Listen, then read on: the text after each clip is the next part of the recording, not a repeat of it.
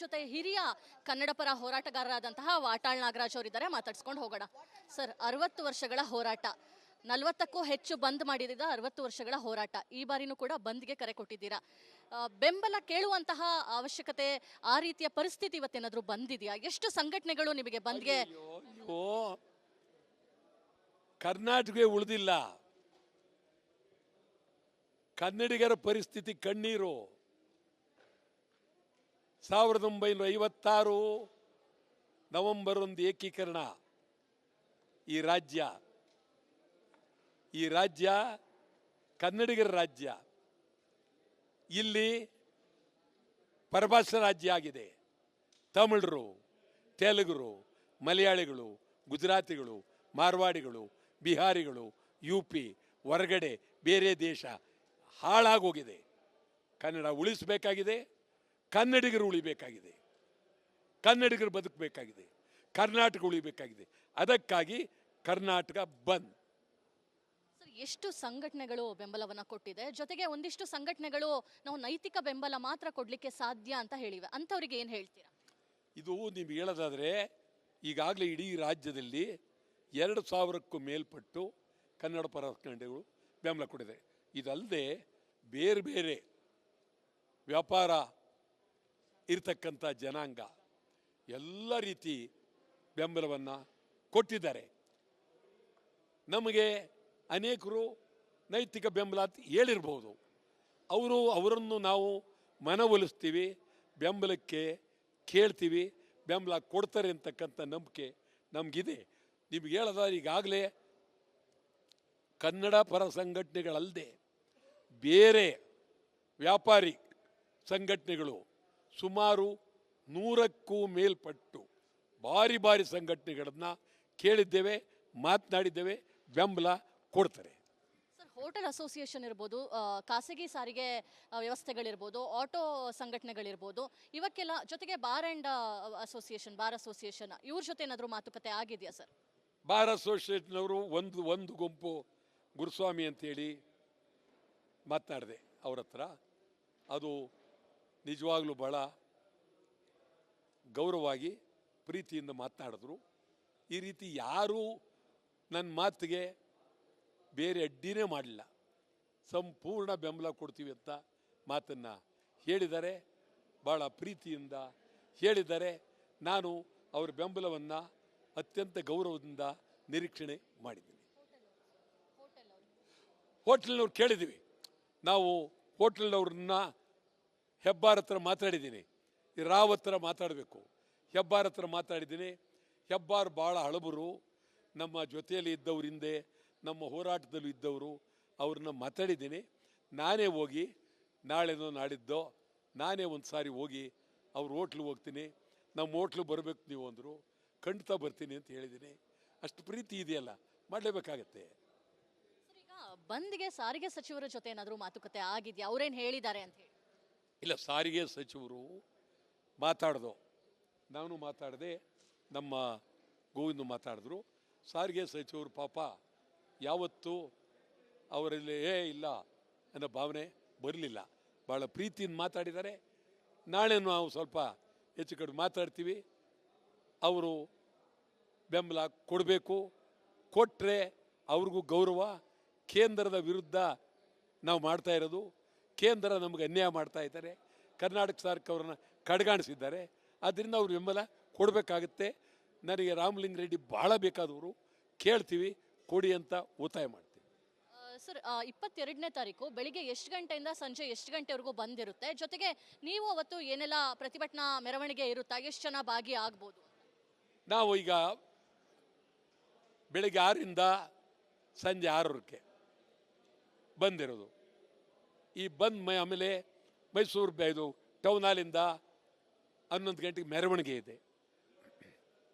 ಅದು ಮೆರವಣಿಗೆ ಬಂದ ನಂತರ ನಾವುಗಳು ಎಲ್ಲೆಲ್ಲೋ ಇರ್ತೀವಿ, ಮೆರವಣಿಗೆಗಳು ಇರ್ತೀವಿ.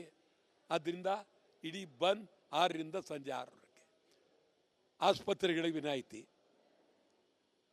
ಮತ್ತು ಖಾಸಗಿ ಆಸ್ಪತ್ರೆಗಳು, ಆಂಬುಲೆನ್ಸ್ಗಳು, ಔಷಧಿ ಅಂಗಡಿ, ಯಾರೂ ಏನೂ ತೊಂದರೆ ಇಲ್ಲ, ಆರಾಮ ಇರ್ಬೋದು. ಕಡೆಯದಾಗಿ ಬಂದ್ ಇಡೀ ಕರ್ನಾಟಕದಲ್ಲಿ ಯಾವ ರೀತಿಯಾಗಿ ಪ್ರತಿಭಟನೆಗಳು ಹೋರಾಟಗಳು ನಡೆಯುತ್ತೆ? ಯಾಕಂದ್ರೆ ಕೇವಲ ರಾಜಧಾನಿ ಬೆಂಗಳೂರಿನಲ್ಲಿ ಮಾತ್ರ ಬಂದ್ ನಡೆದ್ರೆ ಸಕ್ಸಸ್ ಅನ್ನೋ ರೀತಿಯಲ್ಲಿ ಎಲ್ಲರೂ ಕೂಡ ಕಾಣ್ತಾರೆ.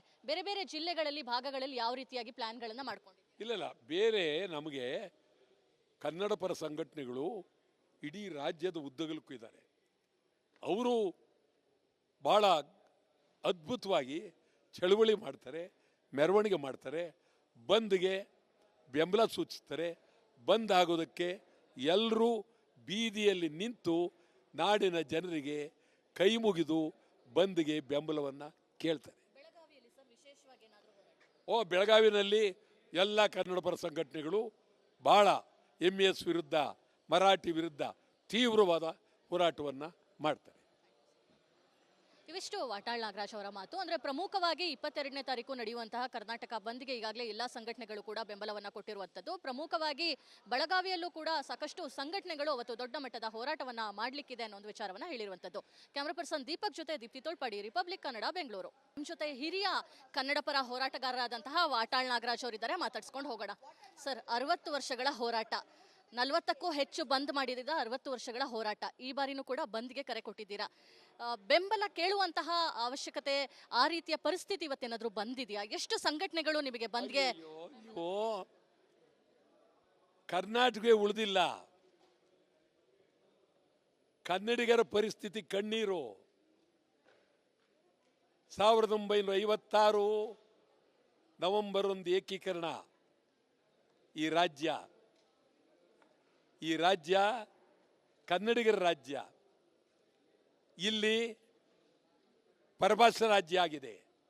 ತಮಿಳರು, ತೆಲುಗರು, ಮಲಯಾಳಿಗಳು, ಗುಜರಾತಿಗಳು, ಮಾರ್ವಾಡಿಗಳು, ಬಿಹಾರಿಗಳು, UP, ಹೊರಗಡೆ ಬೇರೆ ದೇಶ ಹಾಳಾಗೋಗಿದೆ.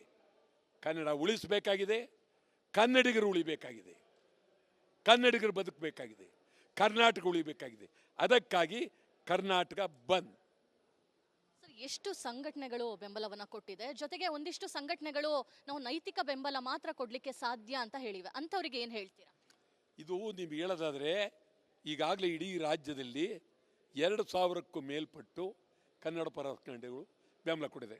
ಇದಲ್ಲದೆ ಬೇರೆ ಬೇರೆ ವ್ಯಾಪಾರ ಇರತಕ್ಕಂಥ ಜನಾಂಗ ಎಲ್ಲ ರೀತಿ ಬೆಂಬಲವನ್ನು ಕೊಟ್ಟಿದ್ದಾರೆ. ನಮಗೆ ಅನೇಕರು ನೈತಿಕ ಬೆಂಬಲ ಅಂತ ಹೇಳಿರ್ಬೋದು. ಅವರನ್ನು ನಾವು ಮನವೊಲಿಸ್ತೀವಿ, ಬೆಂಬಲಕ್ಕೆ ಕೇಳ್ತೀವಿ, ಬೆಂಬಲ ಕೊಡ್ತಾರೆ ಅಂತಕ್ಕಂಥ ನಂಬಿಕೆ ನಮಗಿದೆ. ನಿಮ್ಗೆ ಹೇಳೋದಾದ್ರೆ, ಈಗಾಗಲೇ ಕನ್ನಡ ಪರ ಸಂಘಟನೆಗಳಲ್ಲದೆ ಬೇರೆ ವ್ಯಾಪಾರಿ ಸಂಘಟನೆಗಳು ಸುಮಾರು 100ಕ್ಕೂ ಮೇಲ್ಪಟ್ಟು ಭಾರಿ ಸಂಘಟನೆಗಳನ್ನು ಕೇಳಿದ್ದೇವೆ, ಮಾತನಾಡಿದ್ದೇವೆ, ಬೆಂಬಲ ಕೊಡ್ತಾರೆ. ಸರ್, ಹೋಟೆಲ್ ಅಸೋಸಿಯೇಷನ್ ಇರ್ಬೋದು, ಖಾಸಗಿ ಸಾರಿಗೆ ವ್ಯವಸ್ಥೆಗಳಿರ್ಬೋದು, ಆಟೋ ಸಂಘಟನೆಗಳಿರ್ಬೋದು, ಇವಕ್ಕೆಲ್ಲ ಜೊತೆಗೆ ಬಾರ್ ಅಸೋಸಿಯೇಷನ್ ಇವ್ರ ಜೊತೆ ಏನಾದರೂ ಮಾತುಕತೆ ಆಗಿದೆಯಾ ಸರ್? ಬಾರ್ ಅಸೋಸಿಯೇಷನ್ ಅವರು ಒಂದು ಗುಂಪು ಗುರುಸ್ವಾಮಿ ಅಂತೇಳಿ ಮಾತನಾಡಿದೆ ಅವ್ರ ಹತ್ರ. ಅದು ನಿಜವಾಗ್ಲೂ ಭಾಳ ಗೌರವವಾಗಿ ಪ್ರೀತಿಯಿಂದ ಮಾತನಾಡಿದ್ರು. ಈ ರೀತಿ ಯಾರೂ ನನ್ನ ಮಾತಿಗೆ ಬೇರೆ ಅಡ್ಡಿನೇ ಮಾಡಲಿಲ್ಲ. ಸಂಪೂರ್ಣ ಬೆಂಬಲ ಕೊಡ್ತೀವಿ ಅಂತ ಮಾತನ್ನು ಹೇಳಿದ್ದಾರೆ, ಭಾಳ ಪ್ರೀತಿಯಿಂದ ಹೇಳಿದ್ದಾರೆ. ನಾನು ಅವರ ಬೆಂಬಲವನ್ನು ಅತ್ಯಂತ ಗೌರವದಿಂದ ನಿರೀಕ್ಷಣೆ ಮಾಡಿದ್ದೀನಿ. ಹೋಟೆಲ್ನವ್ರು ಕೇಳಿದ್ದೀವಿ, ನಾವು ಹೋಟೆಲ್ನವ್ರನ್ನ ಹೆಬ್ಬಾರ್ ಹತ್ರ ಮಾತಾಡಿದ್ದೀನಿ, ರಾವ್ ಹತ್ರ ಮಾತಾಡಬೇಕು. ಹೆಬ್ಬಾರ್ ಹತ್ರ ಮಾತಾಡಿದ್ದೀನಿ. ಹೆಬ್ಬಾರ್ ಭಾಳ ಹಳಬರು, ನಮ್ಮ ಜೊತೆಯಲ್ಲಿ ಇದ್ದವ್ರ ಹಿಂದೆ ನಮ್ಮ ಹೋರಾಟದಲ್ಲೂ ಇದ್ದವರು, ಅವ್ರನ್ನ ಮಾತಾಡಿದ್ದೀನಿ. ನಾನೇ ಹೋಗಿ ನಾಳೆನೋ ನಾಡಿದ್ದೋ ನಾನೇ ಒಂದು ಸಾರಿ ಹೋಗಿ ಅವ್ರ ಹೋಟ್ಲಿಗೆ ಹೋಗ್ತೀನಿ, ನಮ್ಮ ಹೋಟ್ಲು ಬರಬೇಕು ನೀವು ಅಂದರು. ಖಂಡಿತ ಬರ್ತೀನಿ ಅಂತ ಹೇಳಿದ್ದೀನಿ. ಅಷ್ಟು ಪ್ರೀತಿ ಇದೆಯಲ್ಲ, ಮಾಡಲೇಬೇಕಾಗತ್ತೆ. ಈಗ ಬಂದ್ಗೆ ಸಾರಿಗೆ ಸಚಿವರ ಜೊತೆ ಏನಾದರೂ ಮಾತುಕತೆ ಆಗಿದೆಯಾ? ಅವ್ರೇನು ಹೇಳಿದ್ದಾರೆ ಅಂತ ಹೇಳಿ? ಇಲ್ಲ, ಸಾರಿಗೆ ಸಚಿವರು ಮಾತಾಡ್ದು, ನಾನು ಮಾತಾಡಿದೆ, ನಮ್ಮ ಗೋವಿಂದ ಮಾತಾಡಿದ್ರು. ಸಾರಿಗೆ ಸಚಿವರು ಪಾಪ ಯಾವತ್ತೂ ಅವರಲ್ಲಿ ಇಲ್ಲ ಅನ್ನೋ ಭಾವನೆ ಬರಲಿಲ್ಲ. ಭಾಳ ಪ್ರೀತಿಯಿಂದ ಮಾತಾಡಿದ್ದಾರೆ. ನಾಳೆ ನಾವು ಸ್ವಲ್ಪ ಹೆಚ್ಚು ಕಡಿಮೆ ಮಾತಾಡ್ತೀವಿ. ಅವರು ಬೆಂಬಲ ಕೊಡಬೇಕು, ಕೊಟ್ಟರೆ ಅವ್ರಿಗೂ ಗೌರವ. ಕೇಂದ್ರದ ವಿರುದ್ಧ ನಾವು ಮಾಡ್ತಾ ಇರೋದು, ಕೇಂದ್ರ ನಮಗೆ ಅನ್ಯಾಯ ಮಾಡ್ತಾ ಇದ್ದಾರೆ, ಕರ್ನಾಟಕ ಸರ್ಕಾರವನ್ನು ಕಡೆಗಾಣಿಸಿದ್ದಾರೆ. ಆದ್ದರಿಂದ ಅವ್ರು ಬೆಂಬಲ ಕೊಡಬೇಕಾಗುತ್ತೆ. ನನಗೆ ರಾಮಲಿಂಗ ರೆಡ್ಡಿ ಭಾಳ ಬೇಕಾದವರು, ಕೇಳ್ತೀವಿ, ಕೊಡಿ ಅಂತ ಒತ್ತಾಯ ಮಾಡ್ತೀವಿ. ಸರ್ 22ನೇ ತಾರೀಕು ಬೆಳಿಗ್ಗೆ ಎಷ್ಟು ಗಂಟೆಯಿಂದ ಸಂಜೆ ಎಷ್ಟು ಗಂಟೆವರೆಗೂ ಬಂದಿರುತ್ತೆ? ಜೊತೆಗೆ ನೀವು ಅವತ್ತು ಏನೆಲ್ಲ ಪ್ರತಿಭಟನಾ ಮೆರವಣಿಗೆ ಇರುತ್ತಾ, ಎಷ್ಟು ಜನ ಭಾಗಿಯಾಗ್ಬೋದು? ನಾವು ಈಗ ಬೆಳಿಗ್ಗೆ 6ರಿಂದ ಸಂಜೆ 6 ಬಂದಿರೋದು. ಈ ಆಮೇಲೆ ಮೈಸೂರು ಇದು ಟೌನ್ ಹಾಲಿಂದ 11 ಗಂಟೆಗೆ ಮೆರವಣಿಗೆ ಇದೆ.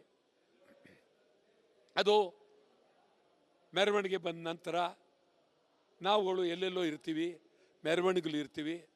ಆದ್ದರಿಂದ ಇಡೀ 6ರಿಂದ ಸಂಜೆ 6. ಆಸ್ಪತ್ರೆಗಳಿಗೆ ವಿನಾಯಿತಿ ಮತ್ತು ಖಾಸಗಿ ಆಸ್ಪತ್ರೆಗಳು, ಆಂಬುಲೆನ್ಸ್ಗಳು, ಔಷಧಿ ಅಂಗಡಿ, ಯಾರೂ ಏನೂ ತೊಂದರೆ ಇಲ್ಲ, ಆರಾಮ ಇರ್ಬೋದು. ಕಡೆಯದಾಗಿ ಬಂದ್ ಇಡೀ ಕರ್ನಾಟಕದಲ್ಲಿ ಯಾವ ರೀತಿಯಾಗಿ ಪ್ರತಿಭಟನೆಗಳು, ಹೋರಾಟಗಳು ನಡೆಯುತ್ತೆ? ಯಾಕಂದ್ರೆ ಕೇವಲ ರಾಜಧಾನಿ ಬೆಂಗಳೂರಿನಲ್ಲಿ ಮಾತ್ರ ಬಂದ್ ನಡೆದ್ರೆ ಸಕ್ಸಸ್ ಅನ್ನೋ ರೀತಿಯಲ್ಲಿ ಎಲ್ಲರೂ ಕೂಡ ಕಾಣ್ತಾರೆ. ಬೇರೆ ಬೇರೆ ಜಿಲ್ಲೆಗಳಲ್ಲಿ, ಭಾಗಗಳಲ್ಲಿ ಯಾವ ರೀತಿಯಾಗಿ ಪ್ಲಾನ್ಗಳನ್ನ ಮಾಡ್ಕೊಂಡಿದ್ದಾರೆ? ಇಲ್ಲ, ಬೇರೆ ನಮಗೆ ಕನ್ನಡ ಪರ ಸಂಘಟನೆಗಳು ಇಡೀ ರಾಜ್ಯದ ಉದ್ದಗಲಕ್ಕೂ ಇದ್ದಾರೆ.